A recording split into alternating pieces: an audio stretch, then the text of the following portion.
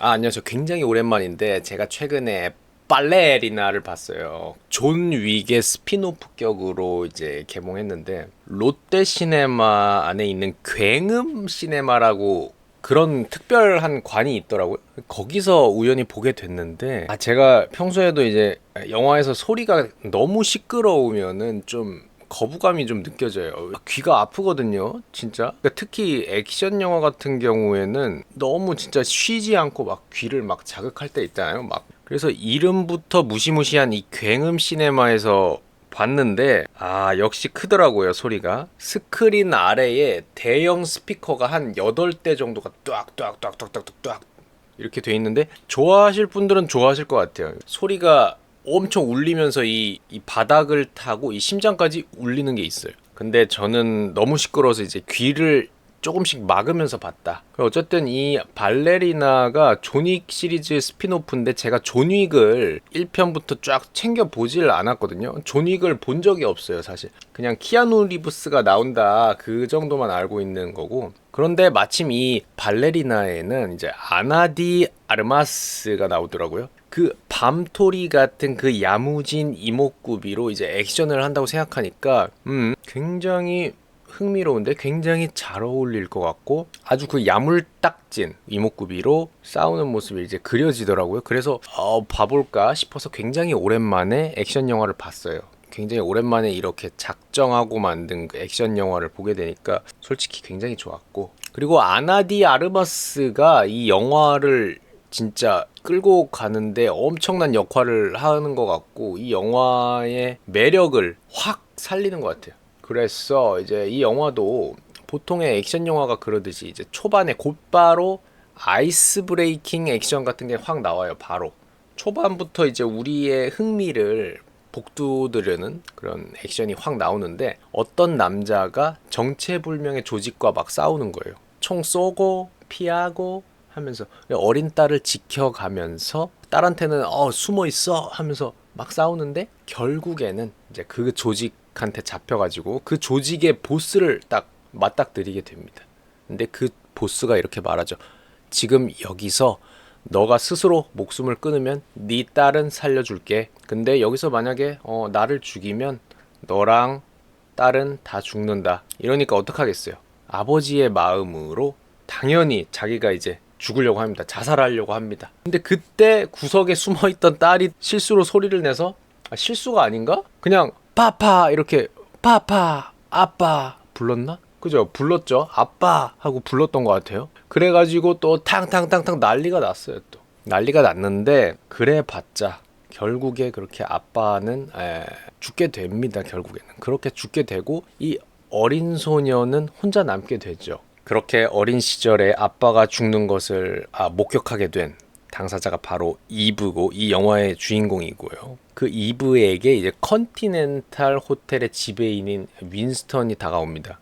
컨티넨탈 호텔이 존 윅에 계속 나오는 호텔이라면서요? 네, 그거는 제가 들었습니다. 그 호텔의 지배인인 윈스턴 아저씨가 있더라고요. 그 아저씨가 이브한테 와가지고 이브를 그 루스카로마 킬러 양성소이자 킬러 조직인 그 루스카로마로 이제 데려가 줘요. 거기서 이제 디렉터 아주머니가 굉장히 고된 훈련을 시키는데 그 루스카로마가 언뜻 보면은 뭔가 발레 공연을 하는 그런 극단처럼 보이기 때문에 발레 연습도 막 시키고 발에 피가 나도록, 그리고 당연히 무술 훈련도 많이 하고 그렇게 고된 훈련이 계속 반복되는데 이게 빡세게 훈련해야 되니까 이브와 스파링을 뜨는 그 상대방을 남자로도 놓고 막 훈련을 하는 거예요. 그런데 계속 이브가 어느 정도 막 힘들어 하니까 거기 훈련 담당하는 이제 코치님이 뭐라 그러냐면 뭐 어떤 수단과 방법을 가리지 않아서라도 이기면 된다고.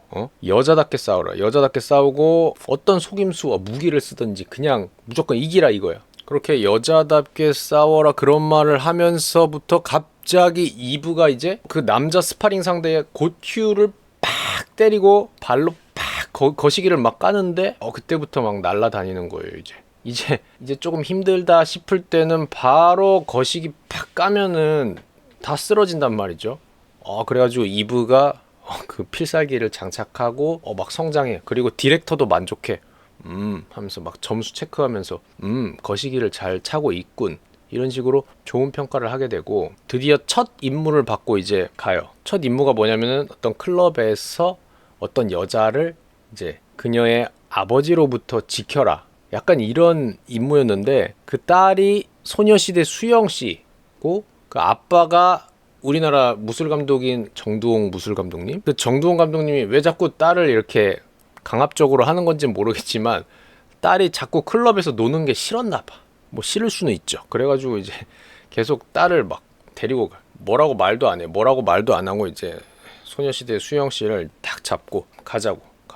그때 이제 이브가 나타나죠. 이브가 임무 자체가 뭐냐면 이 수영을 이 아버지로부터 이제 보호해야 되는 거예요. 지켜야 되는 거예요. 그래서 그 아버지랑 그 정두홍 무술 감독님이랑 무술 거의 뭐 발차기 위주의 무술로 약간 태권도 기반인 것 같아요. 그래가지고 결국에 제압합니다. 그래서 이브가 첫 번째 임무를 그렇게 완수하는데 그 시기에 이제 루스카로마에 키아누 리브스가 오는 거예요. 존 윅이. 그게 존 윅에서 그 3편이랑 그 시점이 이어진다고 들었거든요. 그 동일 시점이라고 들었어요. 그 루스카로마에 존 윅이 이제 방문했을 때 이브와 존 윅이 이제 잠깐 맞닥뜨리는 장면이 있어요. 근데 그 존 윅은 이브한테 늦지 않았으니까 지금이라도 도망가라고, 나가라고, 이 세계에 발을 담그지 말라고 이렇게 조언을 해줘요. 근데 뭐 이브는 듣지도 않죠. 뭐 이브는 결국에 자신의 아버지를 죽인 그 원수를 죽여야 되기 때문에, 복수를 해야 되기 때문에 거기에 지금 눈이 먼 상태예요.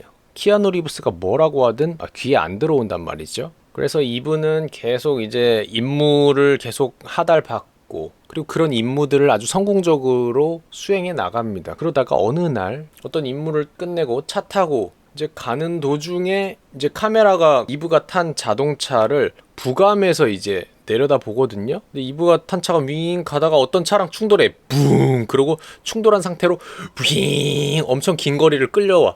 윙! 끌려와. 그래가지고 그때 액션이 너무 좋았어요. 그때 너무 멋있더라고. 그래가지고 그 차 문 연 상태에서 dwi 끌려오면서 총 쏘고, 저는 이 아나디아 아르마스가 이 액션 영화를 위해서 얼마나 많은 연습을 했고 그걸 또 얼마나 이렇게 완벽하게 이제 스크린에서 보여줬는지 그것만 따져도 이 영화는 진짜 가치가 있다고 생각하고, 뭐 물론 모든 액션 영화가 그렇겠죠. 그런데 그 밤토리적인 그 이미지와 너무 잘 어울리고 멋있어요. 어쨌든 사람이 뭐 여성적으로도 매력이 있지만 그 액션을 할 때의 그 쿨하고 멋진 야물딱진 그 밤토리 액션 너무 좋았고, 어쨌든 그 차와 충돌해서 그 차에 있던 정체불명의 인간이랑 막 싸우다가 결국에 또 이 정체불명의 인간도 죽이거든요. 그런데 이 정체불명의 인간의 손목을 보니까 X자 이게 표식이 있어요. 이 자식이 X자 문양으로 손목을 자해를 했나 했더니 그게 아니고 이브의 아버지를 죽인 그 조직원들이 했던 그 표식이랑 똑같은 거예요. 그래가지고 이브의 거의 인생의 목표인 아버지의 복수, 아버지를 죽인 그 조직을 소탕하겠다는, 특히 그 조직의 보스를 죽이겠다는 그 복수심이 더 활활 타오르죠. 그래서 X자 문양이 있는 그놈들이 누군지, 그놈들을 찾고 싶다고 루스카로마의 디렉터인 그 디렉터 아주머니한테 가요. 그 조직 정체를 아냐? 그리고 우리 아버지 복수해야 된다 막 하니까 디렉터가 안 된다. 뭔가 그 조직이랑 루스카로마는 불가침 조약 같은 걸 맺은 거예요. 두 집단 다 뭔가 사람 죽이는 거 좋아하는 집단이라서 그런지 몰라도 불가침 조약을 맺었어. 그래서 그렇게 디렉터 아주머니가 안 알려주니까 이브가 화나가지고 컨티넨탈 호텔에 가서 그 윈스턴 아저씨 있죠? 호텔의 지배인 아저씨한테 단서를 묻고 해서 어떤 정보를 얻게 되는데, 지금 현재 체코 프라하에 있는 컨티넨탈 호텔에 그 정체불명의 조직에서 탈출한 어떤 조직원이 있다는 정보를 들어요. 그 조직원은 다니엘 파인이라는 남자인데 노먼 리더스 아저씨가 연기하더라고요. 근데 그 다니엘 파인 아저씨도 이브의 어린 시절처럼 어린 딸을 데리고 지금 도주하는 중인 거예요. 도망가고 있는 중인 거야. 그리고 그 아저씨를 쫓는 거는 그때 그 조직인 거고. 그래서 그 호텔에 그 정체불명의 조직원들도 막 오고, 그 조직원들은 이 파인 아저씨의 딸을 이제 납치하려고 하고, 그 와중에 파인 아저씨는 이브한테 좀 도와달라고, 우리 딸 좀 지켜달라고 그 부탁을 받으니까 뭐 얼떨결에 이제 지켜주고 이러면서 또 한바탕의 총싸움이 일어나요. 근데 결국엔 그 딸은 그 정체불명의 조직한테 납치되고, 그래서 이브는 어찌저찌 겨우겨우 살아나왔는데, 어쨌든 이브의 목표는 아버지의 원수를 갚는 거잖아요. 그래서 그 조직의 근거지를 가야 된단 말이에요.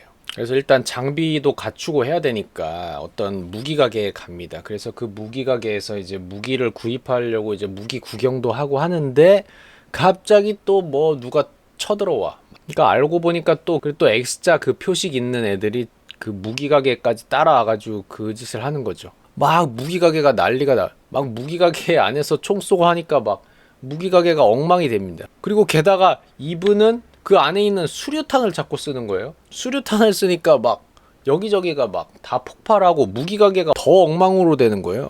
그래서 이브가 그 조직원들 다 죽인 다음에 가게 주인한테 가게를 엉망으로 만들어서 좀 미안하게 됐다, 이렇게 사과를 하더라고요. 사과를 하는데 사과 끝에 뭐라고 하냐면, 근데 내가 차도 좀 필요한데 차 남는 거 있냐. 아니, 그 보상해준다는 말은 없이 차를 요구하더라고요, 이브가. 그래서 그걸 보면서 이브가 지금 워낙 지금 복수심에 불타서 다른 건 보이지 않는구나 싶었는데, 또 가게 주인은 또 순순히 좋은 차를 또 줬어 또. 그래서 그 차를 타고 무기상이 알려준 대로 이제 그 조직의 근거지로 가는데, 그곳이 어디냐면 그냥 어떤 평화로운 마을이야. 눈 내리는 마을, 산 밑에 있고 뭔가 호숫가도 펼쳐져 있는 그런 굉장히 평화로운 마을인데, 거기 안에 어떤 카페 같은 데 들어갔는데 막 기념품으로 그 이브가 어릴 때 받은 발레리나 오르골 있거든요. 그 백조의 호수 음악 나오는 그 발레 오르골이 있어요. 그거랑 똑같은 게 이렇게 막 기념품에 있고 한 거예요. 그러니까 그 아버지도 이 조직에서 탈출하려다가 그렇게 살해를 당했던 겁니다. 그리고 그 마을 전체가 그 조직원들이 사는 마을이고, 그 아이들도 데리고 평화롭게 살고 있는 그 모든 주민들도 다 그 조직의 구성원인 거예요. 그래서 이제 전투를 할 때는 애들한테 집에 들어가 있으라고 하고, 다 엄마 아빠들은 다 총 샷건 딱 들고 샹 축쿵 곧바로 전투 준비도 할 수 있고, 그런 식으로 갑자기 이브를 공격합니다. 그래서 그 카페의 종업원도 갑자기 이브를 막 공격하는데, 액션 연출하는 그 합을 짜놓잖아요. 그게 너무 볼거리가 많아요. 특히나 그 마을 안에 있는 카페에서 싸울 때는 어떤 남자 조직원이랑 이브랑 전투를 하는데, 그 남자가 이브를 뒤에서 잡고 그 테이블에 이렇게 쾅 내리치고 하니까 이브 허리가 꽝꽝 이렇게 앞으로 뒤로 허리 나가겠더라고요, 진짜로. 근데 아나디 아르마스가 굉장히 존경스러웠고, 또 스턴트맨도 또 같이 도와줬겠지만, 그래도 무조건 이거는 연습이 필요하고 많은 부분 직접 소화를 한 것 같이 보이고, 그렇게 미친 듯한 공세에도 그 마을 전체가 공격하는데도 이브는 이제 잘도 피하고 잘도 죽이고, 왜냐면 또 필살기가 있잖아요. 거시기 때리는 필살기도 있기 때문에 남자들 자꾸 짜증나게 하면은 이제 거시기를 팍 차고 하면서 이제 막 다 돌파해 나가는 거야. 그냥. 그러다가 어쨌든 결국에는 어떡하겠어요. 당연히 그 조직의 보스와 맞닥뜨렸겠죠. 그런데 이브가 그 보스한테 말합니다. 너네들이 우리 아버지 죽여가지고 복수하러 왔다고 막 하니까, 이 조직원의 보스, 이 보스 아저씨가 놀라는 거야. 놀라서 그 보스의 오른팔인 여자분이 계시거든요. 그 여자분한테 야, 네 여동생 왔다 이러는 거예요. 그러니까 사실 이분은 그때 아버지가 이 조직을 나가려고 하다가 이제 돌아가셨잖아요. 그러면서 이제 언니랑 찢어졌던 거예요. 언니는 이제 계속 이 조직에 남게 되고, 어린 동생이었던 이브는 바깥으로 나가서 루스카 로마에서 성장하게 된 건데, 그래서 이 언니와 이브의 서사, 그 둘만의 그런 또 감정이 있겠죠. 언니는 너가 진짜 죽은 줄만 알았다. 그런데 이렇게 이 마을에 사는 사람들처럼 이런 폭력적이고 살인을 좋아하는 이런 킬러적인 성향을 가진 사람들이 사는 이런 곳에 너도 살아야 된다. 너도 재능충 아니냐. 이브가 솔직히 킬러 재능충인 건 맞긴 하거든요. 그러니까 이브한테도 너 여기 살으라는 식으로 막 말을 한단 말이죠. 그런데 그렇게 이제 자매 간의 감성이 이제 모락모락 이제 피어나고 있는 상황에서 보스가 저기 멀리서 무전기로 그냥 둘 다 죽여라 하면서 조직원들한테 거기 그냥 건물 폭파시키라 그래요. 그래서 또 그 건물이 폭발하는데 결국에 주인공인 이브만 또 살아남고요. 그런데 이브가 그렇게 마을을 쑥대밭으로 만들었잖아요. 그래서 이 조직의 보스가 루스카로마 디렉터한테 전화를 합니다. 아니 얘가 쌍도덕이 없다. 뭐 어떡할 거냐. 그러니까 루스카로마의 디렉터가 이분은 이미 우리 조직에서 뭐 제명된 거고 어쩌고 하면서 막 변명을 해요. 변명을 하다가 결국에는 이제 존 윅을 파견해가지고 존 윅한테 자정이 되기 전에 이브를 제거하라는 임무를 줍니다. 그래서 이제 또 존 윅이랑 이브랑 싸우고, 근데 그 존 윅이랑 이브랑 싸우는 전투는 생각보다는 이제 약간 말랑말랑했다. 왜냐면 둘이서 뭔가 통하는 게 있을 거 아니에요. 그래서 그런지 아주 세게 싸우지는 않더라고. 근데 존 윅이 얘 이브를 가만히 보니까 얘가 너무 복수심에 불타는 거야. 그래가지고 알았다. 그러면 보스를 네가 그러면 자정까지 어떻게 해봐라. 그래가지고 이제 이브의 라스트 댄스가 시작되는 거예요. 그동안의 모든 기술들을 총 동원해 가면서 미친 듯이 싸우다가 거기 있는 화염방사기로 또 다 지져버리다가 그 조직원들 중에 이제 단단하게 생긴 그 남자가 있거든요. 그 단단하게 생긴 남자랑 이제 1대1로 거의 화염방사기 vs 화염방사기로 훅 화염방사기 쏘고 숨고 쏘고 숨고를 계속 반복하다가 나중에는 이제 물과 불의 싸움이 시작됩니다. 그 단단하게 생긴 남자는 계속 화염방사기를 쏘고 이분은 그때 소화전을 딱 발견해요, 우연히. 그래서 소화전과 화염방사기의 싸움, 그러니까 물 포켓몬이랑 불 포켓몬이 정면으로 맞붙어. 그래서 소화전에서 뿜어나오는 물이랑 화염방사기의 불이랑 맞붙다가 결국에는 이제 당연히 이브의 소화전이 이긴다 이거예요. 그래가지고 어찌저찌 결국에 어떻게 하겠어요? 당연히 조직의 보스까지 또 맞닥뜨리고 조직의 보스도 죽이고, 그래서 존 윅이 디렉터한테 끝났다. 그 이브가 그 보스를 죽였다. 이러니까 루스카로마 디렉터도 뭐 인정하죠. 하지만 이브가 다시 미국으로 돌아왔는데 그 호텔 지배인 있죠? 컨티넨탈 호텔 지배인이 말하기를 그 조직의 머리는 잘렸어도 그 몸통은 여전히 존재한다. 막 이러면서 또 나중에 어떤 속편을 예고하는 그런 멘트를 한번 던져주고, 그리고 이브가 발레 공연을 이제 관람하는데 그때 이제 문자가 날라오죠. 그 거액의 현상금이 걸린 목표물이 있으면은 그 루스카로마 일원들한테 문자로 알림톡이 오는 것 같아요. 현상금 알림톡. 그래서 이브한테도 그 현상금 알림톡이 오는데 자기 이름인 거야. 이브. 한 500만 달러였나? 그래가지고 그 발레 공연장에서도 많은 킬러들이 그 알림톡을 확인합니다.